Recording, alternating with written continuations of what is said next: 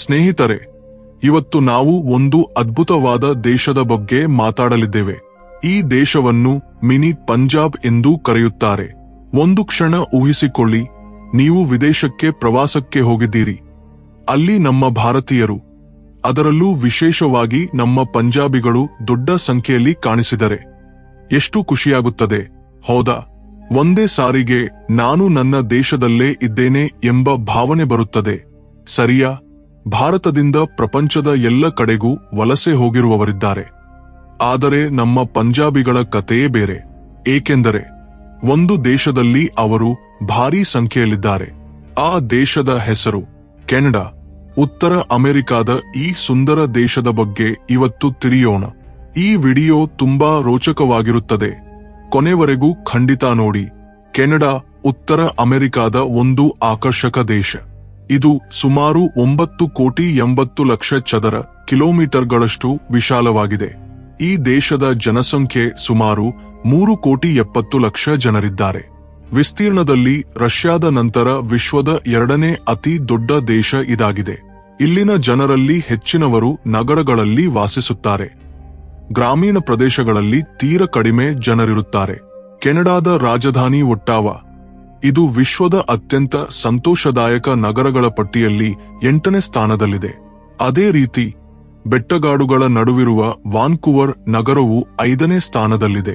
ಇಲ್ಲಿ ದೊಡ್ಡ ದೊಡ್ಡ ಸರ್ಕಾರಿ ಕಟ್ಟಡಗಳು, ಸಂಸತ್ ಭವನಗಳು, ವಿಶ್ವವಿದ್ಯಾಲಯಗಳು ಕೂಡ ಇವೆ. ಕೆನಡಾದ ಹೆಸರು ಹೇಗೆ ಬಂತು ಗೊತ್ತಾ? ಕನ್ನಡ ಎಂಬ ಪದ ಸ್ಥಳೀಯ ಭಾಷೆಯಲ್ಲಿ ಗ್ರಾಮ ಅಥವಾ ನಿವಾಸ ಎಂದರ್ಥ. ಒಂದು ಕಾಲದಲ್ಲಿ ಈ ಭೂಭಾಗದಲ್ಲಿ ವಿವಿಧ ಸ್ಥಳೀಯ ಕುಲಗಳು ಆಳ್ವಿಕೆ ನಡೆಸಿದವು. 18ನೇ ಶತಮಾನದಲ್ಲಿ 1086 ಜುಲೈ 1ರಂದು ಬ್ರಿಟಿಷ್ ಸಂಸತ್ ಬ್ರಿಟಿಷ್ ನಾರ್ತ್ ಅಮೆರಿಕಾ ಆಕ್ಟ್ ಅನ್ನು ಅಂಗೀಕರಿಸಿತು. ಆಗ ಕೆನಡಾ ಸ್ವತಂತ್ರ ದೇಶವಾಗಿ ಹೊರಹೊಮ್ಮಿತು. ಬ್ರಿಟಿಷರು ಇಲ್ಲಿ ಸಾಕಷ್ಟು ದೋಚಿದ್ದಾರೆ ಎನ್ನಲಾಗುತ್ತದೆ. ಆದರೆ ಈ ದೇಶ ತನ್ನ ಸೌಂದರ್ಯ ಮತ್ತು ಶಾಂತಿಯಿಂದ ಎಲ್ಲರನ್ನೂ ಆಕರ್ಷಿಸುತ್ತದೆ.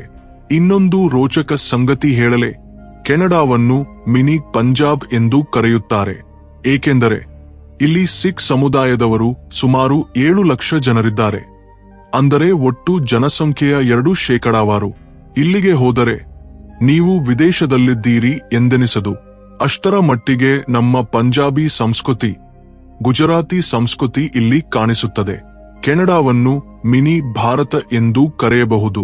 ಕೆನಡಾದಲ್ಲಿ 2 ಅಧಿಕೃತ ಭಾಷೆಗಳಿವೆ, ಇಂಗ್ಲಿಷ್ ಮತ್ತು ಫ್ರೆಂಚ್. ಆದರೆ ಇಲ್ಲಿ ಪಂಜಾಬಿ, ಹಿಂದಿ ಇತ್ಯಾದಿ ಭಾಷೆಗಳನ್ನು ಸಾಕಷ್ಟು ಜನರು ಮಾತನಾಡುತ್ತಾರೆ. ಆದರೂ ಪ್ರಧಾನವಾಗಿ ಇಂಗ್ಲಿಷ್ ಮತ್ತು ಫ್ರೆಂಚ್ನೇ ಹೆಚ್ಚು ಕೇಳಿಸುತ್ತವೆ. ಕೆನಡಾ ಶಿಕ್ಷಣಕ್ಕೆ ದೊಡ್ಡ ಮಹತ್ವ ನೀಡುವ ದೇಶ. ಇಲ್ಲಿ ಶಿಕ್ಷಣಕ್ಕೆ ತುಂಬಾ ಒತ್ತು ಕೊಡುತ್ತಾರೆ. ನದದವರು ಬಹುತೇಕ ಇರಲೇ ಇಲ್ಲ. ಕ್ರೀಡೆಗಳ ಬಗ್ಗೆ ಹೇಳುವುದಾದರೆ ಐಸ್ ಹಾಕಿ ಇಲ್ಲಿ ಸೂಪರ್ ಜನಪ್ರಿಯ. ಆದರೆ ಅಧಿಕೃತ ರಾಷ್ಟ್ರೀಯ ಕ್ರೀಡೆ ಲಾಕ್ರೋಸ್. ಇಲ್ಲಿನ ಜನ ಕ್ರೀಡೆಗಳನ್ನು ಎಷ್ಟು ಇಷ್ಟಪಡುತ್ತಾರೆಂದರೆ ವರ್ಷವಿಡೀ ಯಾವುದಾದರೂ ಒಂದು ಟೂರ್ನಮೆಂಟ್ ನಡೆಯುತ್ತಲೇ ಇರುತ್ತದೆ.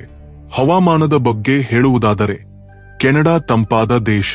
ಇಲ್ಲಿ ತಾಪಮಾನ ಕೆಲವೊಮ್ಮೆ ಅಣಾತ್ಮಕ 81 ಡಿಗ್ರಿಗಳಷ್ಟು ಕೆಳಗಿಳಿಯುತ್ತದೆ. ಅದಕ್ಕೆ ಇದನ್ನು ವಿಶ್ವದ ಅತ್ಯಂತ ತಂಪಾದ ದೇಶ ಎಂದು ಕರೆಯುತ್ತಾರೆ. ಆಹಾರದ ವಿಷಯಕ್ಕೆ ಬಂದರೆ ಕೆನಡಿಯನ್ನರು ತಿನಿಸುಗಳಲ್ಲಿ ಗಟ್ಟಿಗರೆ.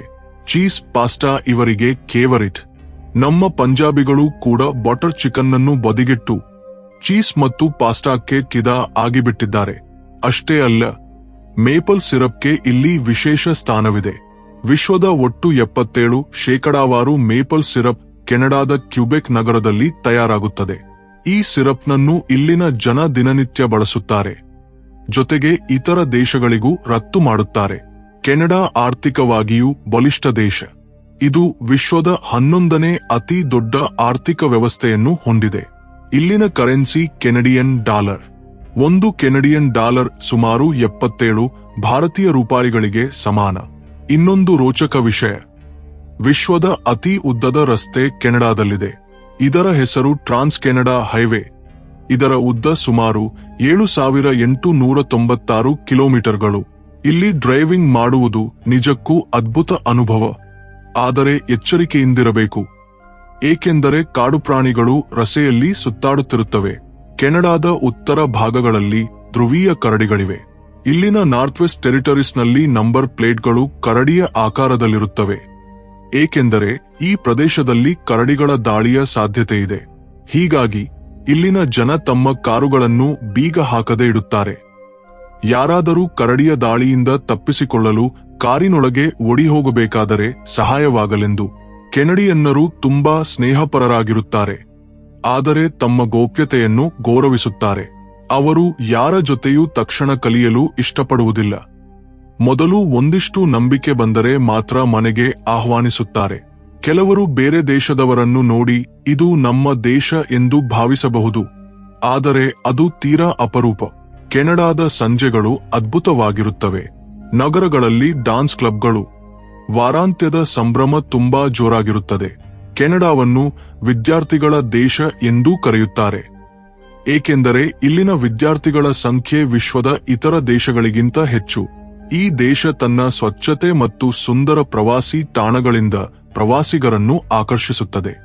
ಈಗ ಕೆನಡಾದ ಕೆಲವು ಅದ್ಭುತ ಪ್ರವಾಸಿ ತಾಣಗಳ ಬಗ್ಗೆ ತಿಳಿಯೋಣ. ಮೊದಲಿಗೆ ನಯಾಗರ ಜಲಪಾತ. ಅಮೆರಿಕ ಮತ್ತು ಕೆನಡಾದ ಗಡಿಯಲ್ಲಿರುವ ಈ ಜಲಪಾತ ವಿಶ್ವದ ಅತ್ಯಂತ ಪ್ರಸಿದ್ಧವಾದದ್ದು. ಇದರ ಎತ್ತರ, ರೆಸ್ಟೋರೆಂಟ್ಗಳಲ್ಲಿ ಊಟ ಮಾಡುತ್ತಾ ಈ ದೃಶ್ಯವನ್ನು ನೋಡುವುದು ಅದ್ಭುತ ಅನುಭವ. ಟೊರಾಂಟೊ ಕೆನಡಾದ ಅತಿ ದೊಡ್ಡ ನಗರ.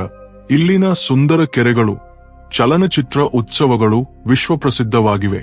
ಟೊರಾಂಟೊದ ಸಿಎನ್ ಟವರ್ 553 ಮೀಟರ್ ಎತ್ತರದಿಂದ ಈ ನಗರದ ಆಕರ್ಷಣೆಯ ಒಂದು ಭಾಗವಾಗಿದೆ.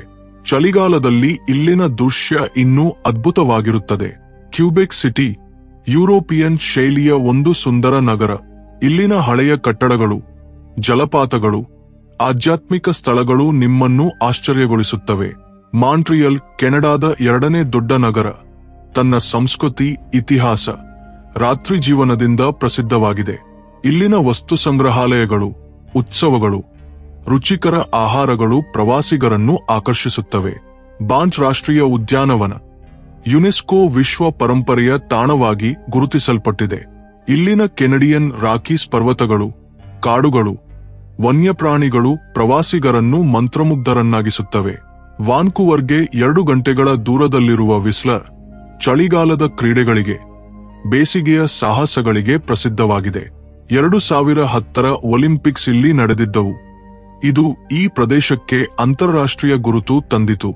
ಸ್ನೇಹಿತರೆ, ಕೆನಡಾದ ಈ ಪ್ರವಾಸ ಹೇಗಿತ್ತು? ನೀವು ಎಂದಾದರೂ ಕೆನಡಾಕ್ಕೆ ಭೇಟಿ ನೀಡಿದ್ದೀರಾ? ನಿಮ್ಮ ಅನುಭವಗಳನ್ನು ಕಾಮೆಂಟ್ನಲ್ಲಿ ಹಂಚಿಕೊಳ್ಳಿ. ಈ ವಿಡಿಯೋ ನಿಮ್ಗೆ ಇಷ್ಟವಾದರೆ ಲೈಕ್ ಮಾಡಿ, ನಿಮ್ಮ ಸ್ನೇಹಿತರಿಗೆ, ಸಂಬಂಧಿಕರಿಗೆ ಶೇರ್ ಮಾಡಿ. ನಮ್ಮ ಚಾನೆಲ್ಗೆ ಸಬ್ಸ್ಕ್ರೈಬ್ ಮಾಡಿಕೊಳ್ಳಲು ಮರೆಯಬೇಡಿ. ಮತ್ತೊಮ್ಮೆ ಹೊಸ ವಿಡಿಯೋದೊಂದಿಗೆ ಭೇಟಿಯಾಗೋಣ.